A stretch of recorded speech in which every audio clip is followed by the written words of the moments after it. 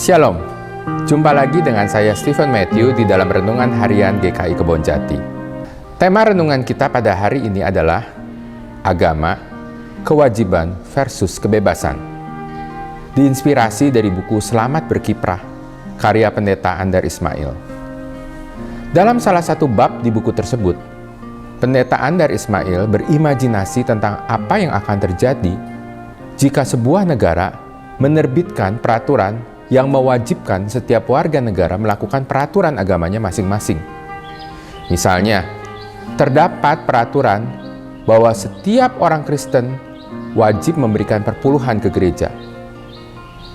Jika tidak, maka orang tersebut dapat ditangkap dan dijatuhi hukuman. Kalau peraturan seperti ini betul-betul ada, maka dapat dipastikan sebagian besar orang Kristen akan memberikan perpuluhan. Tetapi, hal ini dilakukan bukan didasarkan pada kerelaan untuk memberikan, melainkan karena takut dihukum.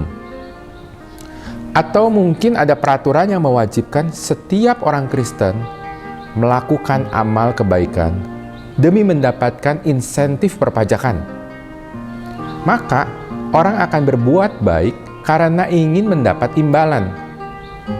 Intinya, semua orang di negara tersebut pasti akan melakukan setiap perintah agamanya. Namun, belum tentu karena kesadaran dan kerelaan, melainkan karena mereka takut dihukum oleh negara yang menetapkan peraturan tersebut.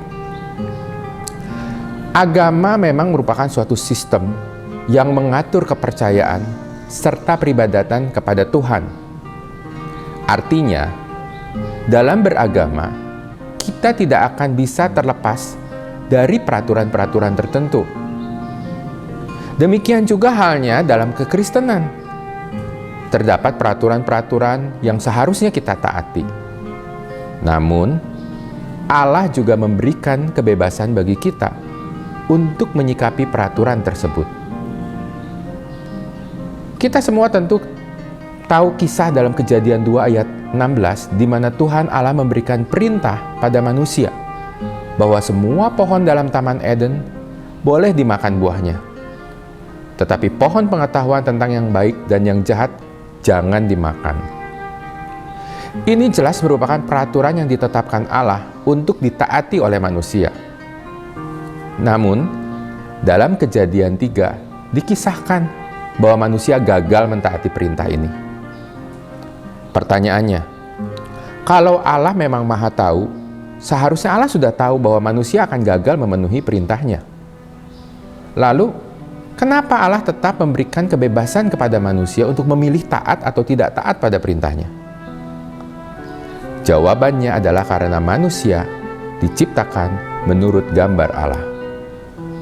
Kejadian 1 ayat 26-28 mengatakan, "Berfirmanlah Allah, baiklah kita menjadikan manusia menurut gambar dan rupa kita, supaya mereka berkuasa atas ikan-ikan di laut, dan burung-burung di udara, dan seterusnya, dan seterusnya." Dari ayat ini, kita bisa menyimpulkan bahwa sebagaimana Allah adalah pribadi yang memiliki kebebasan dan mampu membuat keputusan serta memerintah, maka manusia sebagai makhluk yang diciptakannya, sesuai dengan gambar dan rupa Allah, juga adalah pribadi yang memiliki kebebasan dan mampu membuat keputusan serta memerintah. Calvin membagi kebebasan sejati ke dalam 3 aspek.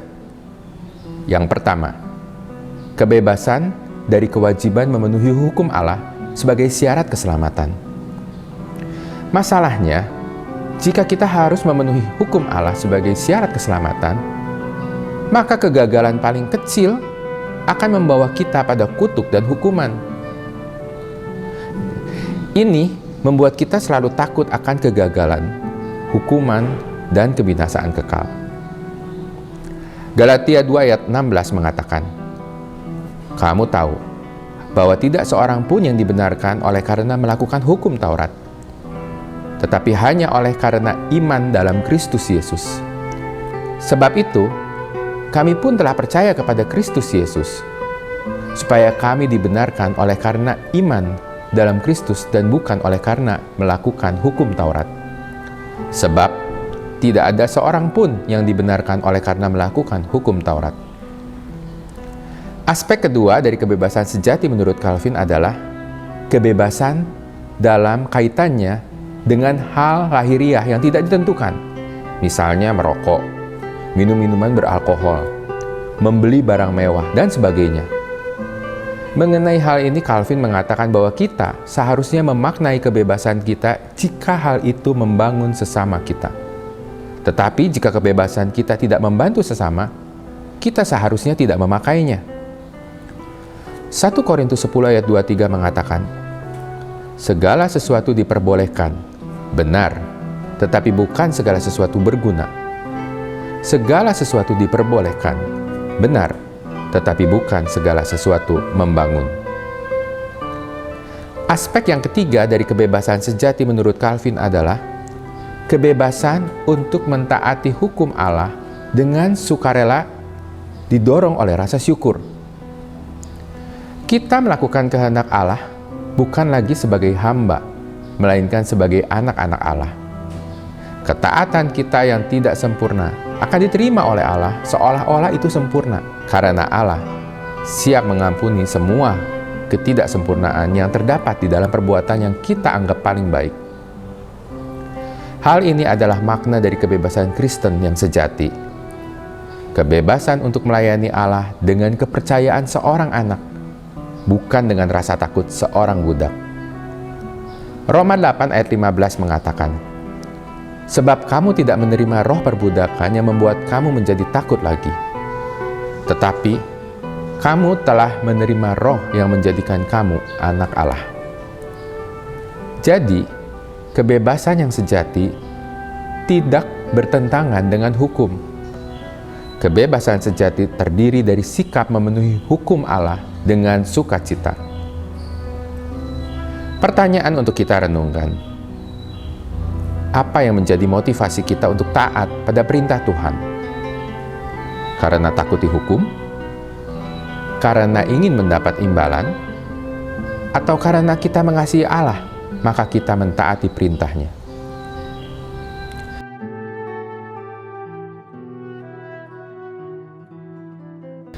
Kebebasan yang diberikan Allah pada manusia merupakan sarana untuk manusia menyatakan kasih-Nya kepada Allah. Hanya jika manusia berhasil membuat keputusan yang tepat sesuai kehendak Allah. Demikian renungan harian kita. Tuhan Yesus memberkati.